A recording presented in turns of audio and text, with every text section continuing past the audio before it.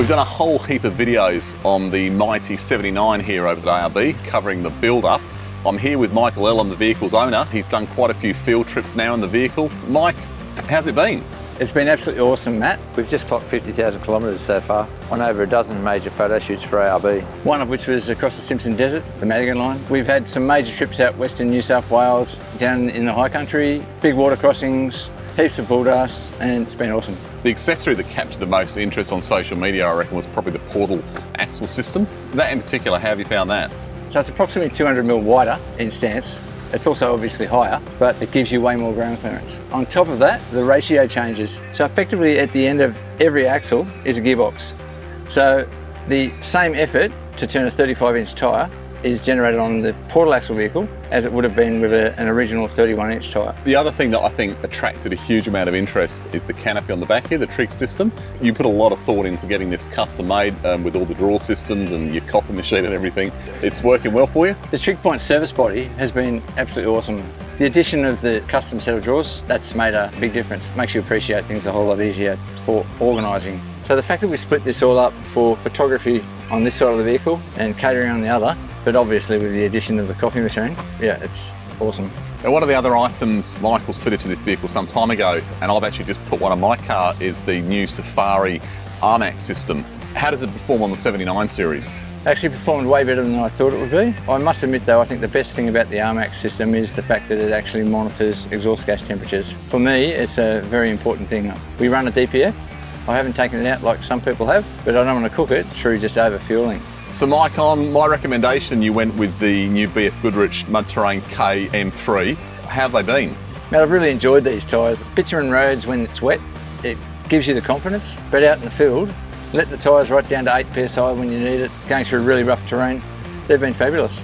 The one area I must say, with the Mark system, they've upgraded the brakes, and when you're trying to pull up in front of a kangaroo that's hopped out in front of you, these things just bite up the earth and really pull you up nice and quick. It's really reassuring. So when a lot of people look at a truck like this, they say, yeah, sure, it's good off-road, it's nice and high, but it can't be a very comfortable car to drive around town. That's not the case, is it, with this vehicle?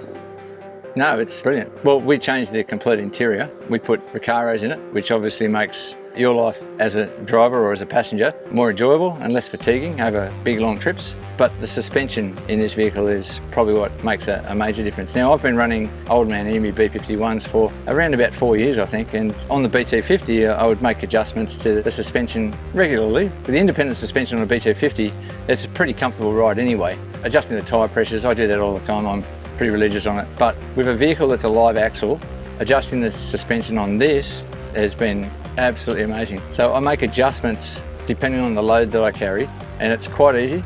It's very easy on a portal axle vehicle, but it's quite easy to make those modifications. Just driving down the road, pull over, make a little tweak, and it's a more comfortable ride. And I think that's the key here, and this is why we modify forward drives, because you can really create the ultimate vehicle for your situation. I mean, in this case, we've got a car that's been set up as a camera vehicle, but it's also Mike's only car, so he needs it for driving around town every day, and it's quite amazing that you can have a vehicle that's as well suited to remote area travel as this 79 series, that is still a very, very comfortable vehicle to drive on a day-to-day basis. I've seen a lot of four-wheel drives in my time at ARB. I have to say this is the first one I've ever seen that has an espresso machine set up on a polished piece of red gum. What's the story there? I just thought it was a nice finishing touch. I mean, just to put the coffee machine straight on a piece of beautiful timber and treat the timber with a bit of respect and keep it living for a bit longer. My dad taught me a lot about timber, and this makes me think about my old man while we're out there in the field, and yeah. So I guess making multiple cups of coffee is not an issue in this vehicle, given all of the red arc equipment you've got mounted in the back. We're able to charge all of our battery systems for our flight gear, our lighting, our camera systems, run the computers and all the rest, and still make a heap of coffees. We've got heaps of lithium battery power. Out in the field, I think the most amps that we were drawing was 260 amps at one point while we were doing all the work and also making coffees.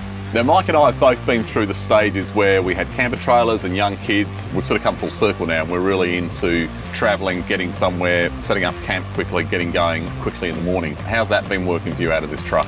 Oh, really good. We might be away for a whole month travelling, and some of those days or some of those nights are spent in motel rooms. Other nights we're sleeping in swags in the middle of nowhere. We've got an awning on this side, an ARB awning. On the other side we've got a bat wing. We've got plenty of cover from the elements. It's just great.